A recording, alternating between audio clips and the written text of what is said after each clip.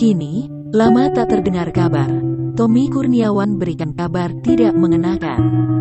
Usai menikah kembali, Tommy Kurniawan memang tak pernah aktif lagi di layar kaca. Bak langit dan bumi dengan Tania Nadira yang hidup mewah di istana megahnya, Tommy Kurniawan justru harus bersedih melihat kondisinya.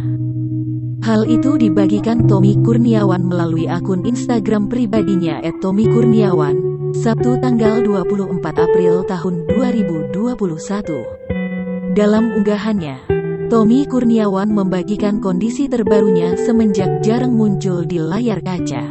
Tampaknya kondisi Tommy Kurniawan saat ini sedang tidak baik-baik saja. Hal itu bisa dilihat dari kaki kanannya yang terlihat dibungkus perban. Terlihat pula tongkat penyangga kaki atau kruk yang berdiri di depannya. Di samping Tommy juga terdapat berbagai makanan yang sudah disiapkan untuknya. Meski kondisinya sedang tak baik-baik saja, mantan suami Tania Nadira ini tetap menunjukkan senyumannya di depan kamera dengan memberikan 2 jempol. Usut punya usut. Kondisi Tommy Kurniawan itu disebabkan karena dirinya baru saja selesai melakukan operasi lutut.